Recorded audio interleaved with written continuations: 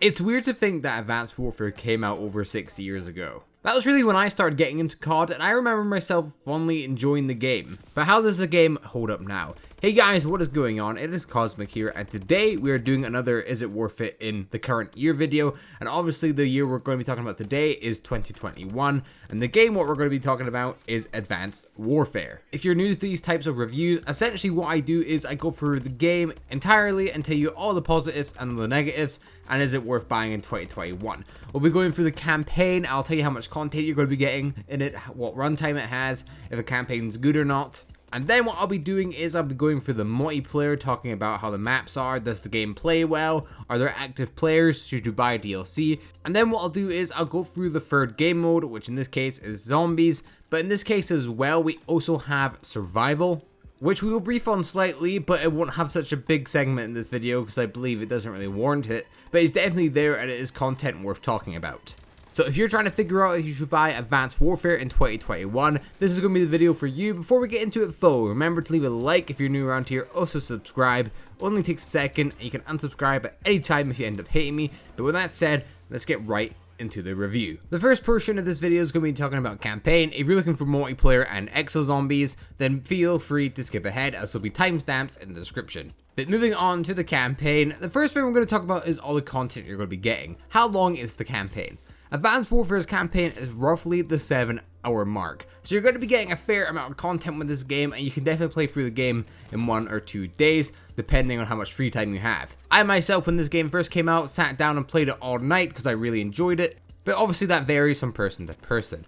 How many missions are you actually going to get in this campaign? Well, you are going to be getting 15 missions. These missions are going to be Atlas, Traffic, Fishing, Aftermath, Manhunt, Utopia, Sentinel, Crash, Biolab, Collapse, Armada, Throttle, Captured, and Terminus.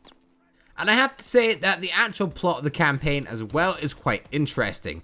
Here's a brief description of it. Don't worry, no spoilers, nothing like that. We don't do that here. It's just an idea of what you're going to be getting with this game. The first thing that's severely different about this game is obviously the time setting. It is set between 2054 and 2061. You play as Jack Mitchell of the United States Marine Corps and his involvement with Atlas, a private military corporation that sells its services to the highest bidder. So essentially it's like selling a superpower, and that is what the campaign is kind of based around. There's a lot of plots and details I missed out here obviously, but when going into the game you'll see them all firsthand, and I promise you if you like a good COD campaign, this is one of the better ones.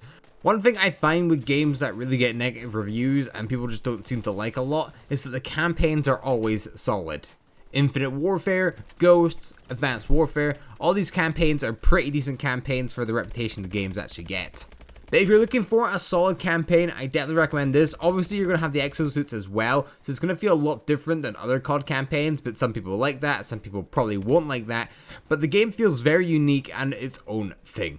What would I rate this game out of 10? I'd probably give it a solid 7 as far as campaign goes. And now we're going to be moving on to multiplayer. For multiplayer, we're going to be splitting this up into non-DLC and then DLC because that's just easier for me to format it in, but that is what we're going to be doing.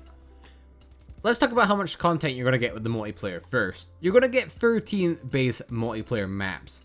These being Biolab, Ascend, Comeback, Defender, Detroit, Green Band, Horizon, Instinct, Recovery, Retreat, Riot, Solar, and Terrace.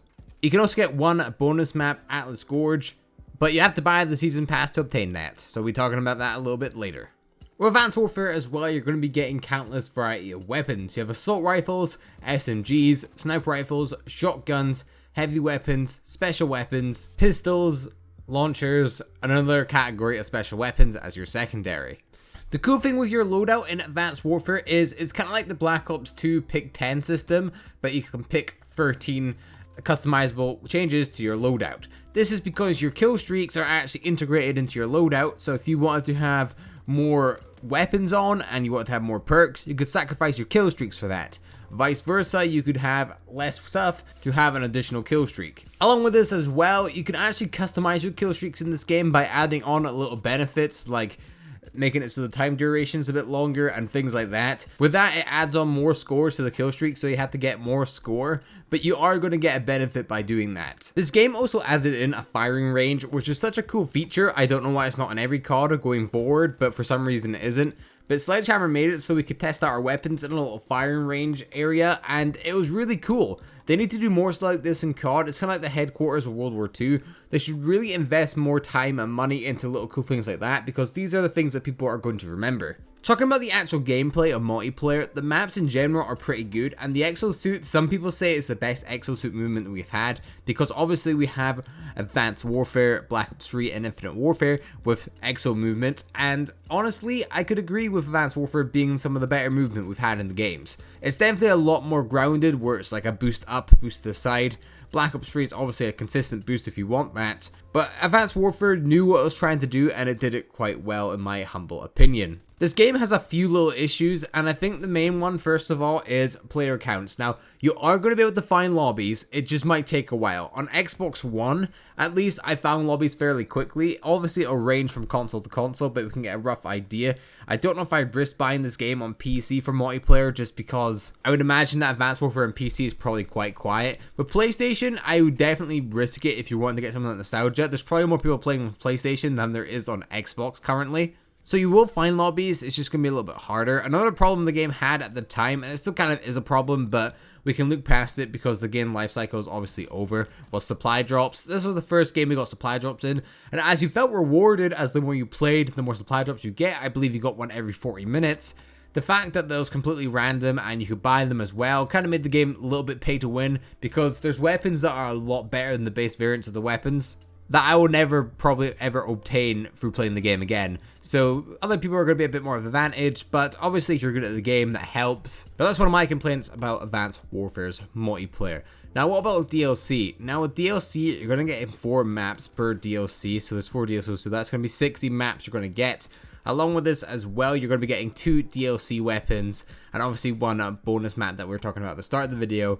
But is it worth you getting the DLC? Now, the games I played, I got DLC maps. But I would probably just avoid doing that. Just because with older COD games, you couldn't turn off DLC in the playlist. You'd have to play in with the random rotation of maps you actually had. So if you could turn off multiplayer DLC, then that'd be perfect. But you can't do that. So if you're playing the game strictly for multiplayer and not Exo Zombies, which we're going to be talking about next, I would definitely recommend probably not buying it, just because it's not going to be that active. Sure, you're going to be getting DLC weapons, but honestly, it's not that worth it. The multiplayer in general, if I was to rate it from 1 to 10, I'd probably give it a solid 5 as of right now. The multiplayer is good itself, but the fact that there's hardly any players on, and with a few underlying issues as well, I just don't think it's that great of a purchase for just multiplayer. It's definitely fun for some nostalgia. The multiplayer map design is really good, and I think the aesthetics of the map as well are really nice, but honestly, I just don't think it's that worth of a purchase.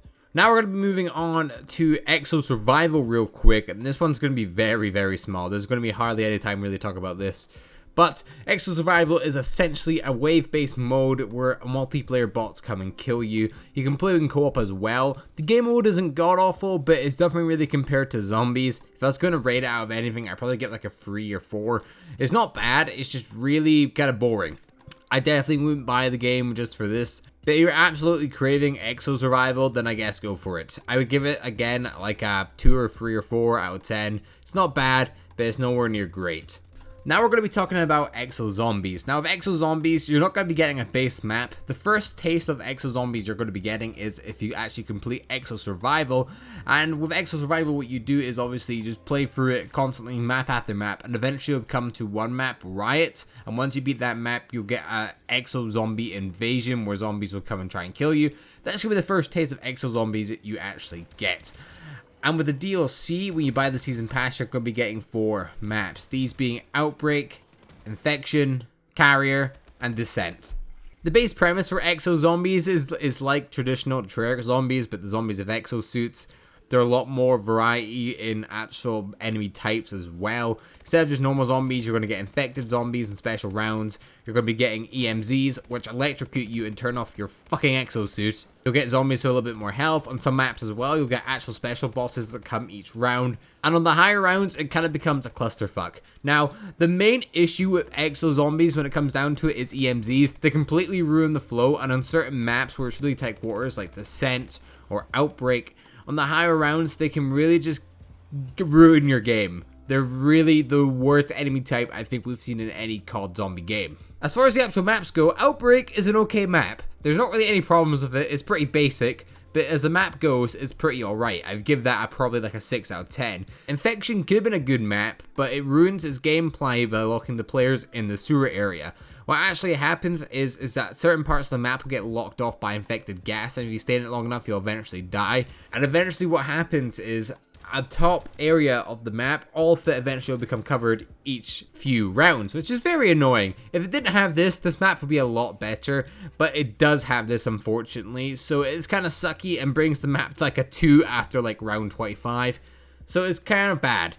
Carrier, in terms of actual layout, is worse than Infection, but it doesn't have the underlying problem of blocking off areas of the map as severely. What happens in this is you'll get special rounds which will eventually spawn in these people, and you have to try and defuse this bomb, and these people will actually try and shoot you. If you don't defuse the bomb, then that area of the map will become infected, and this will happen 3 times, and in the next round, you'll be getting a boss that you've got in Infection, which is like a big armored guy, and he's really annoying to deal with, so you just want to stay away from that scenario completely. Then moving on to Descent. Descent is probably one of the worst maps I've ever played, and don't get me wrong, it's pretty, the layout's okay, the weapons are kind of fun that they added into the map, the bosses, the new ones at least, aren't super annoying, just the EMZs and the layout of the map being so tight quarters just does not work.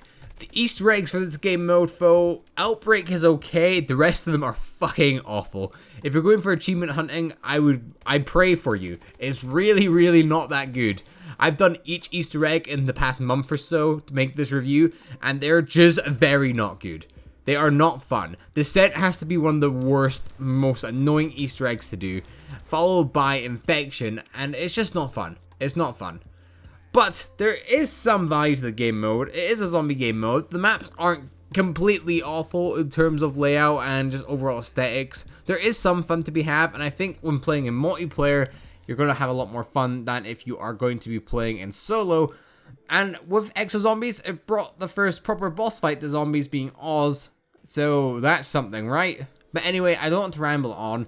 I would give Exo Zombies a solid 4 out of 10 at most. I would have to give it a solid 4 out of 10. The story's okay, but the rest of it I'm not the biggest fan of. Anyway guys, if you did enjoy this review, remember to leave a like, also subscribe to the channel for more reviews in the future, and let me know what you think in the comments below about this review. Was I too harsh in the game? Was I not harsh enough? I want to know your guys' feedback so I can make these better video in the future. But with that said, thank you so much for watching, and I'll see you guys in the next one. Goodbye!